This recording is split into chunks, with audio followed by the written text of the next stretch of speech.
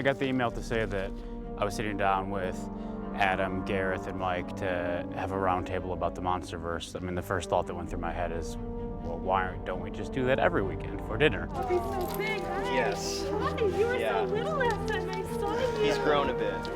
When I first heard that this roundtable was happening, I was just glad that I have people a little bit smarter than me and more articulate to be able to talk about our experiences during these movies. It's a strange thing when you get to make a movie. It's like an amazing thing, but it's also quite a difficult process. It's a bit like going into war, and so like these are my fellow soldiers and Marines that know what it was like. With everyone else, it's like, you don't know, man, you weren't there. I think we always have a really good time when we're together. There's a very strange, rare common bond between four guys who've directed giant monster movies. What is really special is a camaraderie of not just filmmakers who have worked on the same project. We're unified through this, but I think four friends. So how did we all meet? Right when you got hired, I was like, yo, we should get together. Yeah, that was back when I was still on Twitter. Yeah. And we went to dinner, and part of that was like, you know, I was just in this phase of like, one of the things that I learned through the process of making these movies is how hard it is, and it was more like a scared straight kind of. It was a little bit of a scared straight intervention. It's like, you think you know what to expect with this thing. Well, it's like 3 hours later, I'm like. It was a little bit me pulling no punches of like, I went into this thinking that I knew what was up, and you know, this will twist you and this will challenge you in ways you can't even expect yet. Mm-hmm. Did it? Well, and then some, obviously, you know, because it's like, there's really no way to prepare yourself, I think, from doing these things. Because I think they're also like subtly different and the same at the same time. I mean, they're all, you know, relatively the same size movies. Okay. Yeah, so we got together. Yeah, I was doing a scared straight thing because part of that stemmed from me just knowing that the reason I got through Kong was the support group of people that I had and was able to call on and was able to talk to, commiserate with, and I was just trying to sort of like get that through, but also to say, hey, at any point, call on me. And then that turned into that dinner at my house where you were still in the edit, and you were sort of, you know, debating whether or not like Mothra should be touched or these things that are like obvious. I forgot about all that. And then it was all of us getting together, and then since then, you know, and all of us then kind of I think had our scared straight with him. Yeah. Where it wasn't just me, it was all of us. Was it bad that we did that, or was it like? No, because you were in prep, no. right? Yeah, I was in prep. I more just felt kind of like, you know, the odd one out because you guys had already done your trial and suffering, and so I felt like I didn't even deserve to be at the table yet because I hadn't gone through the process, you know. But yeah, no, I mean, anything that helps you prepare for something. Yeah, were like we that, helpful or were we a hindrance? I mean, I would say it's helpful just knowing that. I mean, in some ways, the weird thing about it is that no matter how much you know or how much you're prepping for something like this, you literally, there's just no way to really be ready.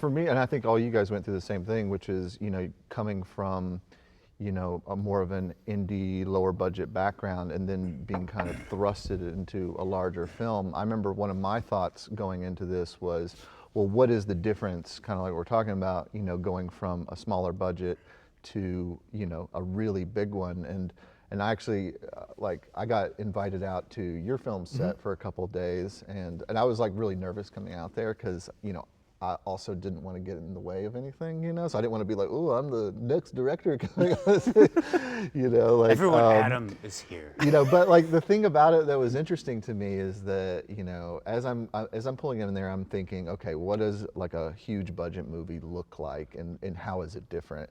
And as you're coming onto set, you're seeing, okay, the periphery of the whole thing. There's more trailers and all that stuff that it goes out and forever, you know. And there's And craft service. there's more craft service. There's just more people on the periphery. It's a right? military like base camp. But the weird thing is the closer you get to the camera, that's where things get the same, because at the end of the day, film is film, and you know, and movie making is essentially putting stuff in front of the camera, you know, and there's only so many people that can do that. Maybe you have more cameras sometimes and things, but the actual crew itself is essentially the same thing. You know, you may be working with like, you know, even better people, even more experienced people and all that kind of stuff, but you know, you know, filmmaking is filmmaking no matter how big it is, and you know, the goal stays the same in that sense. Well, I think that's one of the hardest things though to protect and capture. Like I talked to David Lowery about a lot, because I'm always like shocked and amazed that he's able to then go make a ghost story or, you know, Green Knight, and he really has figured out this thing where he's like, yeah, I can go off with 12 people and make this movie. And when you get to a movie of this size, it just becomes very easy for you to have this endless support group where everyone, and to some degree people need it. You know, you need all these accountants, and you know, the prop people need 20 people, and you know, costume and so on and so forth. But then that can sometimes get in the way of just that intimate moment where you're trying to capture the truth of what you're creating. This man's name was Gunpei Ikari. But you take away the uniforms and the war, and he became my brother. And we swore we'd never leave each other behind.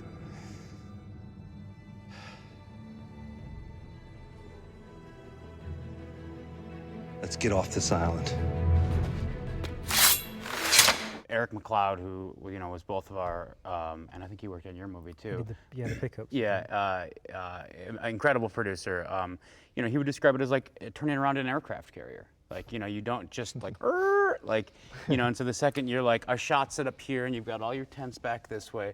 Second, you're actually instinctively, and I thrive on instinct, and I like want to go off these moments, and so you're like, actually, I want to go from here to here, and then suddenly, all these tents, all this stuff, everybody's got to move, and they're like, it's a fire drill, but in order to sort of capture that moment to be like, hey, I never expected the light to break through. You can do as many like light studies or whatever, but then sometimes just in that moment, you're in Hawaii where it's raining every 10 minutes on and off, and then lights breaking through that tree, and you're like, well, I want to get this.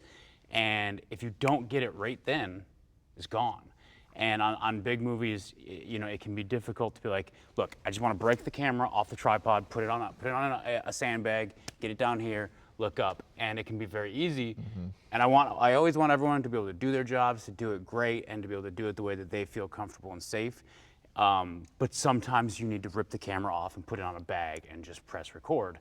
And like, it's this weird mixture of understanding how to work within that that machine and that giant tail that you carry, this like big centipede tail, but also trying to, I think, like be fast and loose and be authentic to, like, you know, you made an entire movie where you kind of wandered around New Mexico and like. I thought you were talking about Godzilla then. I was like. No, but like, you know, in Monsters, like, you know, you know, like you wandered around and shot a bunch of stuff, you know, and you found moments. The weirdest thing, though, which I just remembered as you were talking about it, was I went to visit your set in Georgia. Yeah, right. Yeah, and it really freaked me out. Why? I really spent the rest of the day feeling weird. Because What did I do? No, you didn't do anything. No, it was just like, you're so intimately involved in this thing, and it feels like it's your, whatever, your child, your girlfriend, your wife, or something really intimate. And you just walked in on them with somebody And suddenly, else. yeah, exactly. It was like visiting.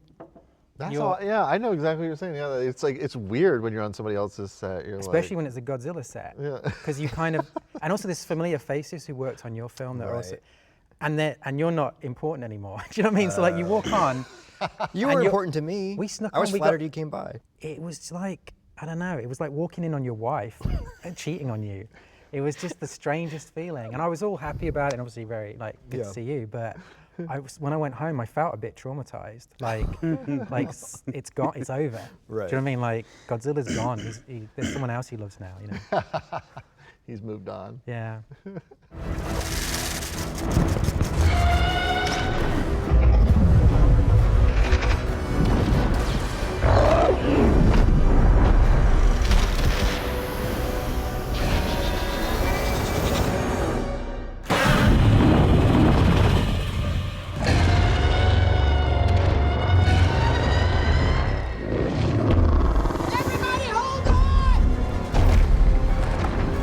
In an age of cinematic universes, how do we feel about the one that we participated in? Do you mean the MonsterVerse? The MonsterVerse, yeah. Because he's a part of it. Oh, I forgot. No, no, right, no, no, no, right, I didn't mean it like right, that. yeah. I meant as in, how do we feel about the MonsterVerse versus our own films? Yeah, I think so. Yeah, there's like this massive attempt. Every studio is trying to start a universe. Right. Some more successfully than others. But it feels like we were I know definitely. sometimes it's almost embarrassing sometimes when you see that, where you're just like, or it's like so obvious that they're trying. Yeah. It's like the cart ahead of the horse situation, where you're just like, no, you guys just need to make a good movie first, and then you Right. know, let it ride out, you know. Did you know a Godzilla v Kong was coming? Like, that was on the cards then? I knew that was always, yeah, the rough, I mean, everything sort of, in theory, kind of like hinged on whether Kong worked, you know? But yeah, I knew the rough goal was like, because by the time I was posting, you were already in prep, or like, because at one point we almost like shared an office. Right. When we were about to do pickups, you were right next door, and I was able to come see concept art, and then I knew that was on the horizon. But I think that what is cool about the MonsterVerse, and each movie sort of is a different thing. Did you feel like, did you feel like restricted? Because I guess we had the luxury of being the first one out, so there was no like stylistic reference, like you got to be like that.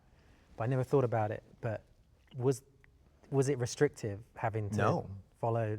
No, like, not. It was stylistically? intimidating, if anything. Because what I love about this series of films is that it starts very grounded and real, like the original Godzilla, right? The '54 Godzilla. Yeah, And- you broke the ground because you realistically, post 1990s attempts, made people believe giant monsters and that stuff can be cool and scary and Right. exist in our world, and was shot in a way that was like, wow, I've never seen this.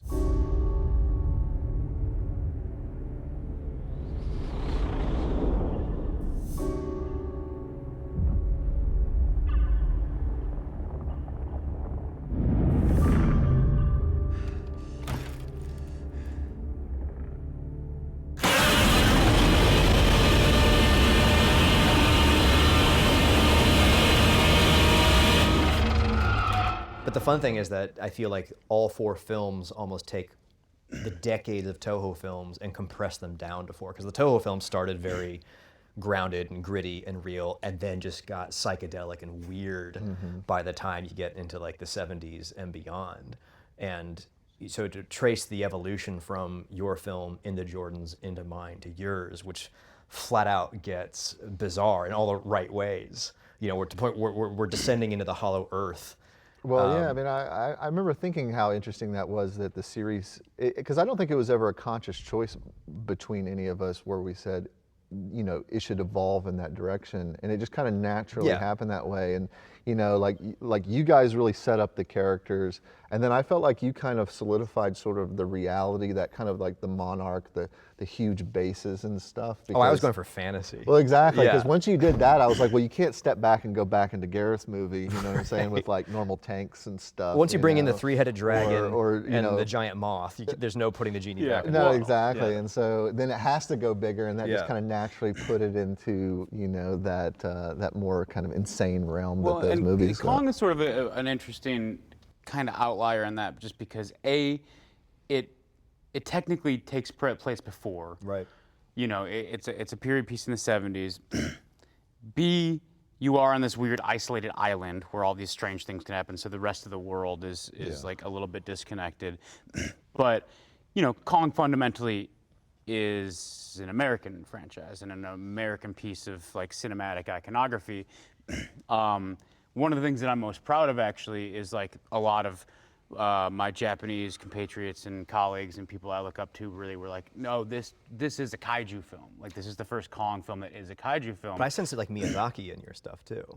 Oh, for sure, tons of Yeah. Miyazaki, Okay. tons of stuff like that.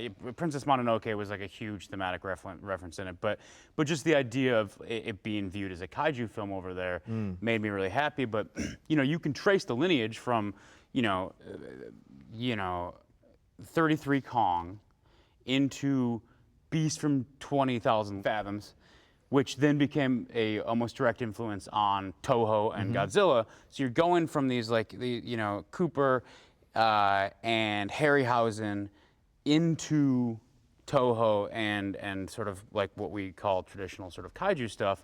And so there actually is like a direct through line between what you say is like Toho stuff and the origins of that, and to have it be this American thing and really like challenging that bit of like Harryhausen into sort of that Toho monster kaiju vibe, to me was trying to find that fusion, because my movie is the least technically Toho of it. Right. Did you go to Toho Studios? That was the best. Yeah. Yeah, we got like the grand tour of Toho Studios, saw the stages where they shot the original Godzilla. I got to wear part of a Godzilla suit, Okay. which felt like I was leveling up a little bit. What did it smell like in there? Pretty fun. I mean, there's one over there if we want to go take a whiff, but I think there's still a dead guy He's inside new. of it. Yeah. And also the stages where they shot like Seven Samurai. Yeah. Yeah. So Yeah. it was a treat. I remember when I went around, I kept asking, because I thought if I can leave with one thing, I want to leave with a digital copy of the original Godzilla Raw. Because I remember Erica Dahl and Ethan were like trying really hard to try and do the Atmos version of that. And I was like, I'm going to try and get the original because we can pull it apart. And they were really kind. They went around the whole studio trying to find it. And we went into this, I don't know what it was. This is a lady that was a sound designer or something. She pulled it up and gave it to us. And that, Do you still have it? wow, it's in the movie to some extent. But I know, but do you still have the drive they gave you? yeah, but I felt a massive, I felt a lot of pressure making that film. Well, when you first started, was there already talk of continuing them, or were you just No. focused on the one? No, there was the feeling of like, if this goes well, of course, it's a big studio film. Of course, there'll be the will to make others, but it was never hanging over us. It was never like, sequels only got mentioned when the film was finished and done. And then there were little conversations went on about the possibility of it. But I guess everyone was still waiting for the box office. But that feels like the right way to do it, though, is like just let the filmmaker focus on making the one movie without the added pressure of laying groundwork for 3 or 4 other chapters yet to come. I was rewatching part of Kong, and the scene where they're like talking about Hollow Earth. It's called the Hollow Earth Theory. Randa hired me because I wrote a paper substantiating what most people think is a crackpot idea, that there are these massive underground spaces isolated from the surface world. I could have never imagined that was going to become such a thing in the subsequent films. So Kyle Cooper, who's like a hero of mine. Legend. So like I grew up doing graphic design. He's one of the great, if not the greatest living title designer there is. I always wanted to work with him, and then suddenly we got to our title sequence in our film, and they were like, so what do you want to do about this? And I was like, can we go to like Imaginary Forces and Kyle Cooper? And I didn't realize, but he'd now gone and started his own company up.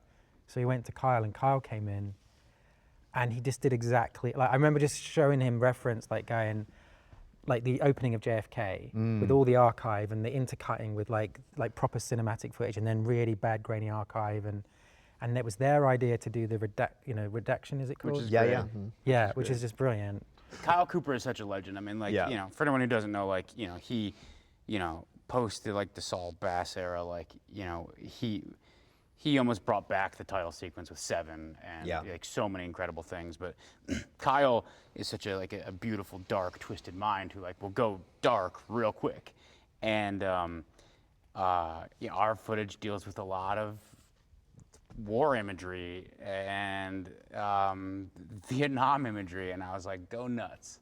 Like, Wait, didn't he come up with the Monarch logo? Is that what you were? Yeah. Which I think is perfect. Because the sort of thing we said was a warning symbol, an M maybe, and something implying king. But also like a butterfly. Yeah, and the whole butterfly aspect, and so he just sent it. I remember just opening over the weekend some images they sent, and you just go, yeah, perfect. I did love the stuff they would write, that they would quickly, like if you look at it frame at a time. But I specifically went and added a whole story in the redactions. You did? Yeah. So I worked with Kyle, and I said, no, like if you hit pause and go frame by frame to watch the redactions, it should be an actual report if you take the time to like piece all the redactions together. Yeah, I've got a couple things hidden in there. Yeah. So it sort of like lays the groundwork for yours a little bit. Right. Yeah. Well, no, it's funny because like, you know, nowadays, you know, you just have to assume that everybody's going to pick all that stuff apart. You know? So, I mean, you know that everybody's going to pause through that stuff, and so it's worth putting the time and effort into doing that. And it's the same thing when it comes to the special effects. It's like the more little details you can add, it's like, you know, like your Illuminati references. What do you mean? Here's a fun question. How's it been with the fandom for everybody? The aftermath of the fandom. Okay, so G-Fan, right? The magazine. Yeah. I thought I should be a good student and I should get every single issue and read them all, right, when I got the gig. And so I basically ordered a whole stack of G-Fan magazines and back issues and everything from their website. And it came with a letter from the, I guess the editor. And it was basically an apology because he completely hated my first film. And the review was in one of the magazines. So it was like you. It was like apologizing. It's like, this is my introduction to everyone I know, is them apologizing about saying something bad about me. Wow. And yeah, it was like, this is real, like apologetic. And I wouldn't have gone to the review of, it was my first film was a monster movie. I wouldn't have gone to it if he hadn't pointed out where it was and how sorry he was. So I read this thing that totally slagged off the film. And it's okay, you know what I mean? It's like, you're allowed to not like the movie. Yeah. But yeah. I love the MonsterVerse fans, and I love kaiju fans in general. For me, it's a slightly interesting experience because I do think that there is this slight dichotomy between people who love the films that are self-described lovers of kaiju films and like Godzilla Toho films, and then people who just sort of like either King Kong or spectacle or just the idea of like giant monsters fighting or like adventure films. Because my movie has like, you know, a Harryhausen adventure, Mystery Island, you know, slash platoon, whatever you want to call it. It has a different sort of vibe. It's playing a different game than just these two things fighting. And so very frequently, you know, I'll see stuff where the proper Toho fans I think will like my film the least because it's the least of a Toho movie. Like, okay, so you had a classic that you were going against, right? Like King yeah, Kong. one of the best films of all time. Yeah, and Without question. the It's a tough act to follow. 1954 Godzilla is also a classic. I consider it, you know, in terms of Godzilla versus Kong. King Kong versus Godzilla. It's a low bar, right? Does that? Well, listen, I would never say that, and I think a lot of people would be upset to Yeah, I hear you know. say that, Gareth. So we got to backtrack from there. Well, no, but it's not as, you know, immediately iconic, let's say, as, you know, the original Godzilla and King Kong. But I actually I know. Like on my previous film, the VFX editor, he coincidentally was like the biggest Godzilla fan that I'd ever met, actually. You know, he was a massive Godzilla fan to the point where he was actually creating like monster movies like in an old-fashioned kind of style with miniatures in his like house for like a decade. Like he's been working on this one movie. But King Kong versus Godzilla was actually his favorite one, and it's really, I think like it's a movie that means a lot to people from, you know, more of a nostalgic perspective, because depending on when you saw it and the impact it has, because in some ways, just the idea of King Kong versus Godzilla is almost bigger than the movie itself.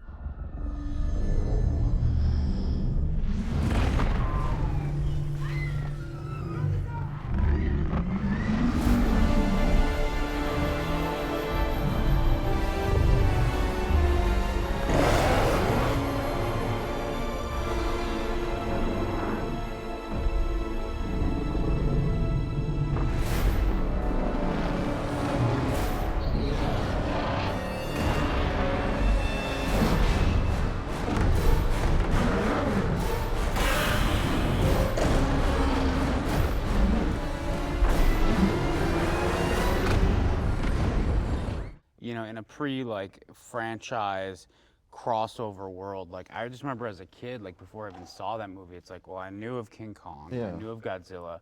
Wait, these two things fought, and it almost didn't even matter how good the movie was. The idea that there were these two titans could clash. That was sort of larger than life to me.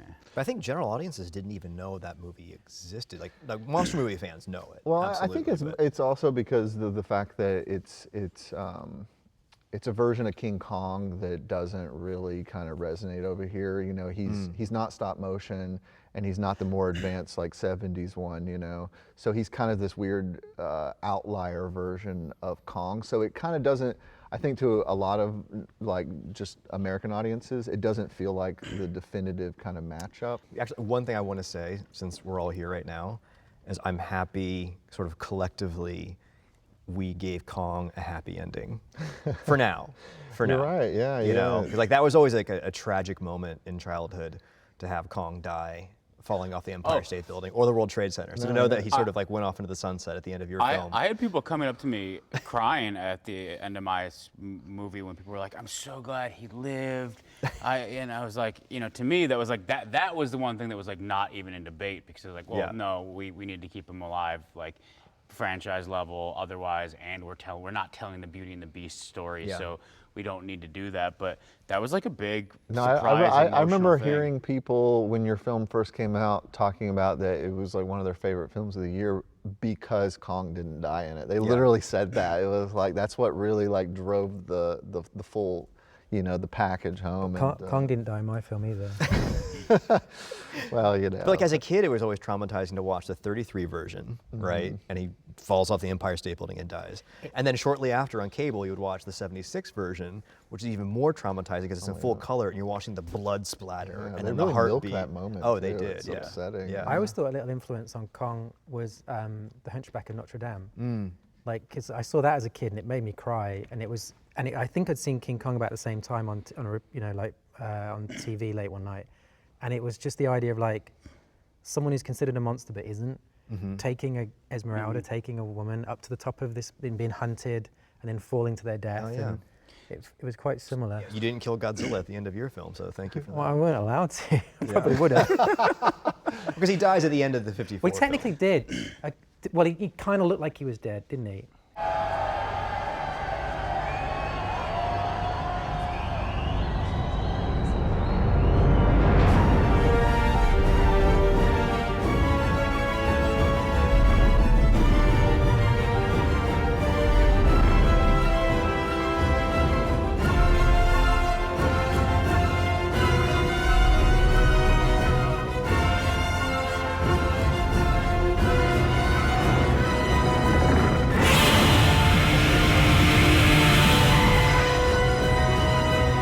In all the chatter of the internet of like, okay, Godzilla won, and this isn't just me being biased for my boy, but I mean, sure, Godzilla, you know, he's got the upper hand, he knocks him out.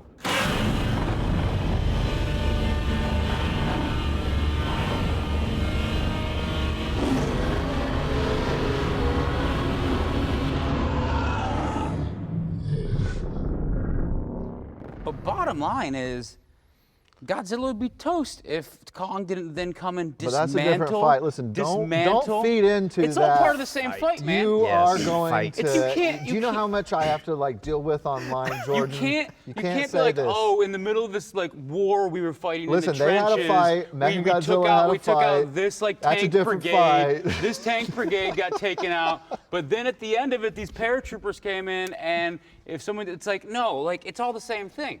Michael. So. Let them fight.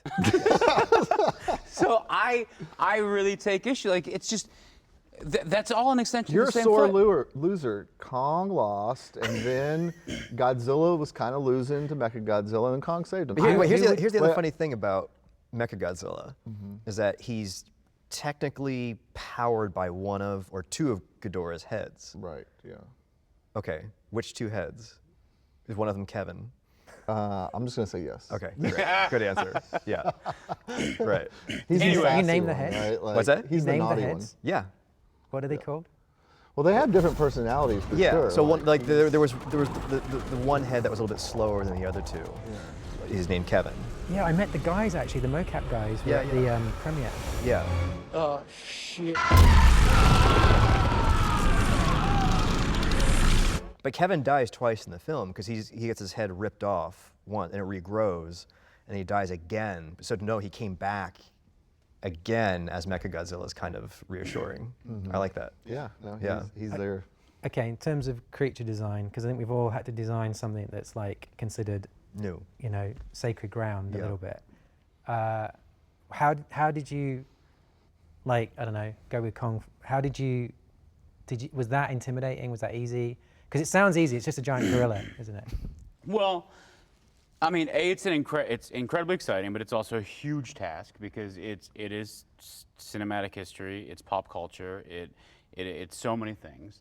There's been several designs in the past.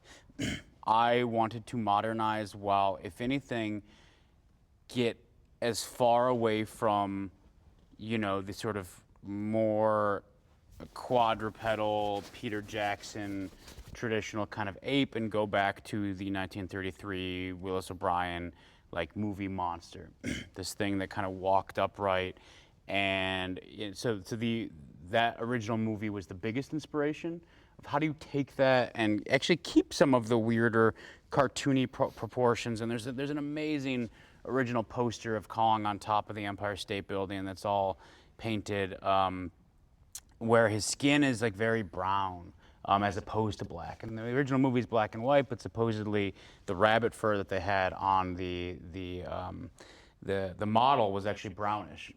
And so I wanted him to have a browner skew. But you know, my big thing with him was really just trying to get a gait that felt, you know, I wanted him to feel like this kind of lonely god and get him out of, you know, this mode and like up. And that was a big thing with Terry Notary and the other guys of, like, you know, when we would do mocap, like every animator, everyone's natural instinct was to go for this, and it's like, no, what is this more human gait that we can get it into? And for me, it was super important to then like pay like homage and honor to the real original.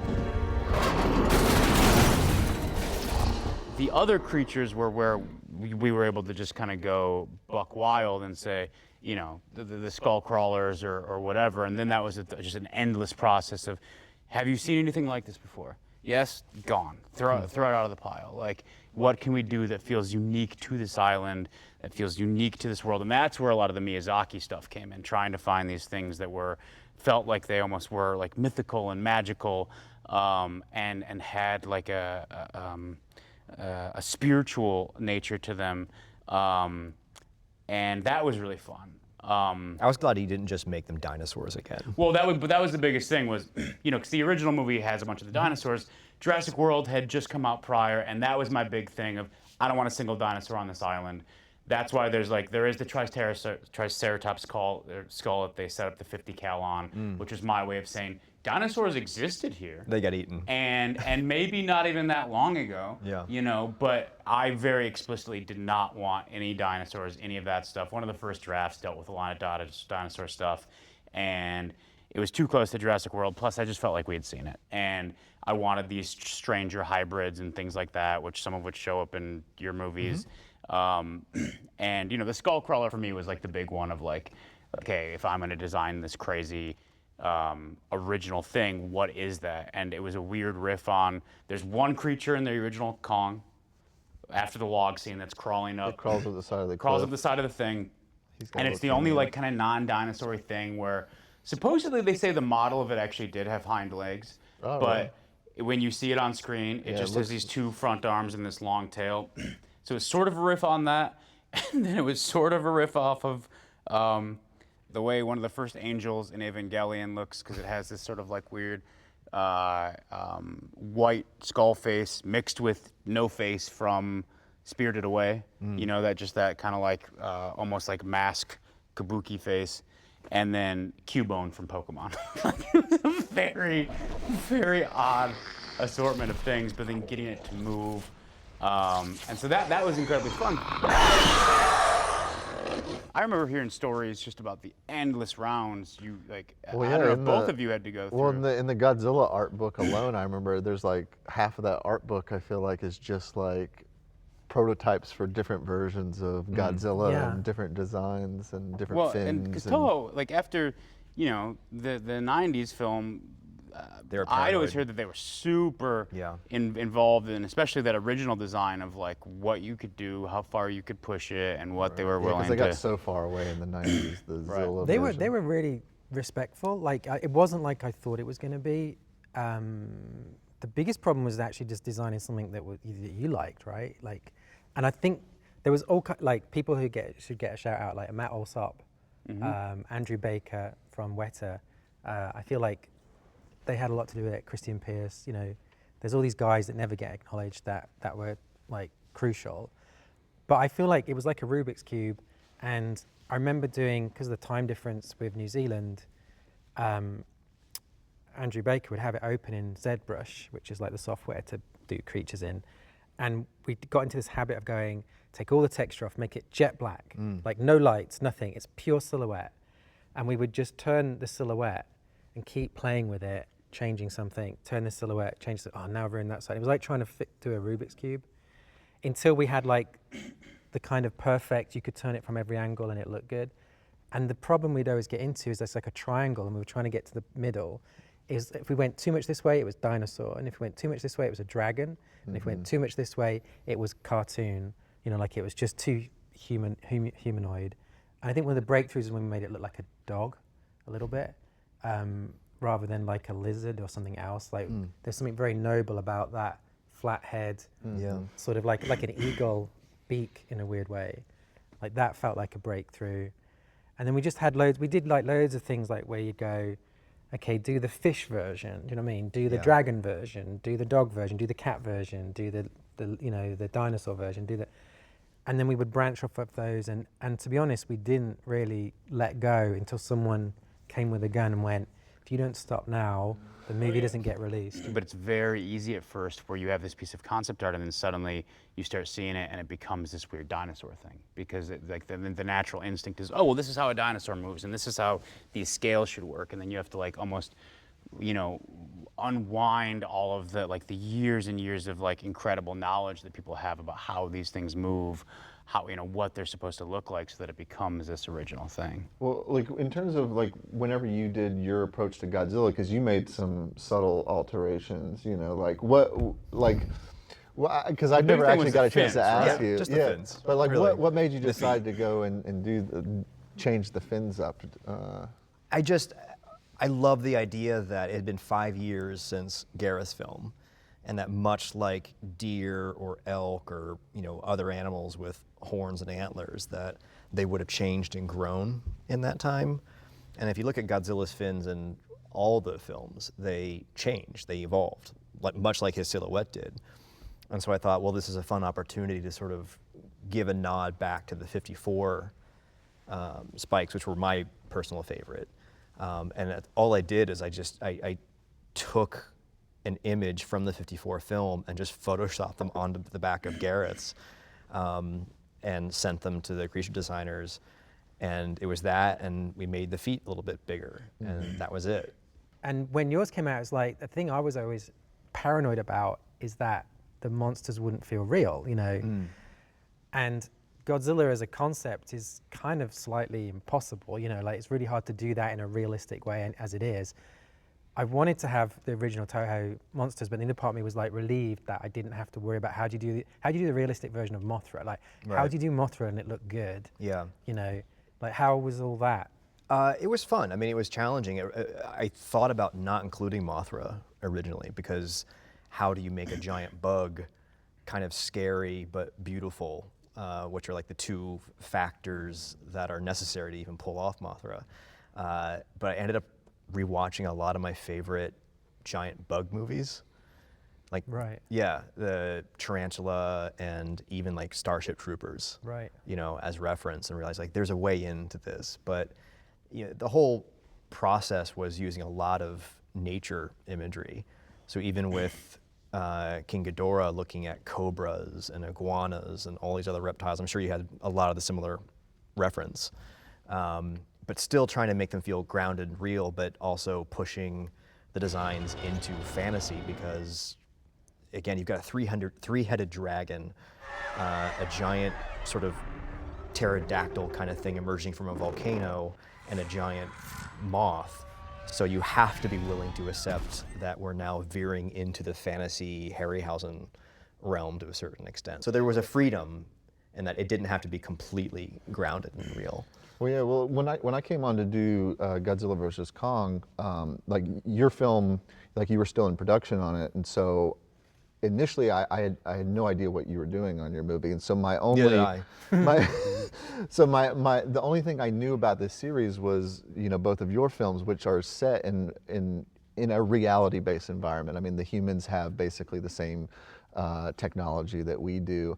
And so, like the first meeting I had at Legendary, they mentioned that Mechagodzilla was going to be in the film, and I was initially very excited about that because I always thought Mechagodzilla was just one of the coolest looking characters when I was a kid. But I was also like, well, how is that going to work in the Legendary, the MonsterVerse version of this? Because it's usually so grounded. But then when I saw your film and you got these huge bases, I was like, okay, we're past that now. Right. We're in sci-fi realm. Yeah. But that's what was great and freeing about it, is that I didn't have to worry about necessarily the reality of it anymore. Yeah. And it became more about, creating something that like maybe doesn't look like it could have been built by humans, but it needed to look like something that could be built in this world that could withstand an attack with the monster, So with Mechagodzilla, that was always the key, is that does it look believable that this metal thing could, stand up in a fight with Godzilla, who, just seems so powerful and unstoppable.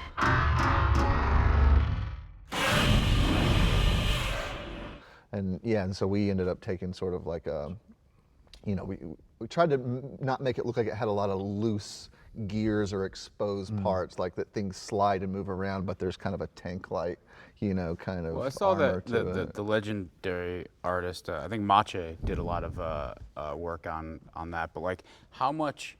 And the design's great. Two quick questions: how much did Ready Player One and Mechagodzilla existing in that suddenly either change or adjust what you were doing? Well, funny enough, Ready Player One came out literally at the exact same time that we were either getting in our first designs for Mechagodzilla, or actually I think that we had kind of zeroed in on the design that we had. And so initially I was like, you're kidding me, all this like time in film history, and like now is the time when like a big movie is going to have Mechagodzilla in it at the same time we're trying to reintroduce him. I went to go see Ready Player One, and by the way, I love that movie. I thought it was fantastic. I watched it a couple times. I actually learned a lot just in terms of Spielberg's approach to, CGI and the length of the takes and stuff, and the kind of cartooniness to it that he did. But when I saw his Mechagodzilla, I actually felt totally fine, because I was like, okay, this one's like so cartoony, and it's fun, but it's so clearly like kind of going for like this CGI version of a guy in a suit, and I knew ours was totally different, so it didn't really notice. And plus, Ready Player One, our film took years to come out after that film, and so people kind of had moved on. Yeah. I could just imagine in the moment, because when you're in the moment, No, in the that's all you moment do. it was pretty heartbreaking. That's it was all you like, can man, think about. this is like, And you're because like, this go is be my years big sick. thing. Yeah. that Isn't there a I- license? And then were you only, like, obviously there was an announcement that Toho was giving Mothra, Rodan, this sort of list of monsters. Was there ever a conversation of the other ones? They're like, I'm a Hedorah fan. Like, to me, Yes. that's like the one that like I want. But like, Yeah. was there ever a conversation of trying to get outside of that initial like 3 that was announced? For a minute, only because at the end of the film, there's like a curtain call where Yeah. you see these other titans that have been awoken and gather around Godzilla, and I realized, well, there's an opportunity in creating some original creatures. So, so that became fun, like the idea of, much like what you guys did in your film, like being able to add new creatures, which is sort of a tradition of the past Toho films anyway. So kept the crown jewels of Rodan, Ghidorah, and Mothra, and then just sort of surrounded them by some additional new creatures. But as far as the rest of it, I mean, I think that like Godzilla Kong proved that like this kind of niche kaiju strange thing that like a lot of people had love for, like, you know, now that there's sort of the 4 of them and people sort of see what this was, I do think that's bringing even more attention to it. So, you know, I would just hope that it continues and they continue finding, if not one of the directors here, that they keep finding other directors to kind of keep bringing their spin and their voice to it. One day we're all going to be, this is how we know we're sort of friends for life, because one day, no matter what happens, we're all going to be on stage like 30 years from now, like on our deathbeds. Our holograms. Yeah. Yeah. And there's going to be like a whole, and now, you know, Godzilla versus the Smog Monster director, you know, like, and there'll be like 20 With our people. walkers. Yeah. Yeah.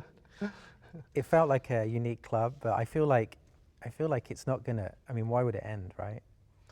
Yeah, I mean, like I think the through line of it is that they're not just monsters; they're characters, and we want to see where their journey's going, and also as special effects evolve, it just allows you to lean more and more into that, and I think like, you know, like as far as I can tell, where this series is going is that, you know, I think that there's going to be just more and more runtime with the monsters themselves being able to just be monsters and do monster stuff, you know, which is what, you know, for me, when I think about these films, like when I was a kid, you know, what I really liked, it was, you know, you just, you know, you want to see the monsters do things and you have your own ideas about what's going on in their head, and that's what's cool about it. The monsters can't talk literally, but they still have kind of defined personalities in their own way. But there's also still a level of interpretation that the audience has with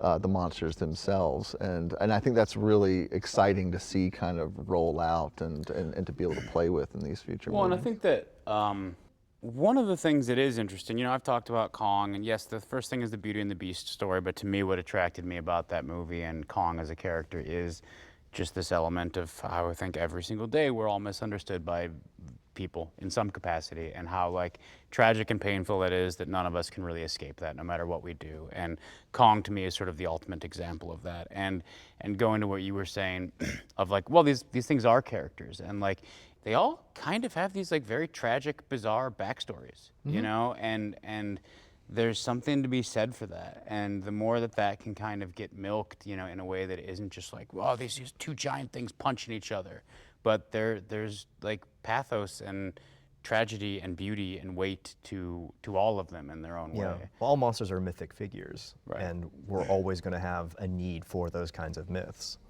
Let's hope. Thank you for coming to Monster Talk today. Yeah, that was a good wrap up, actually.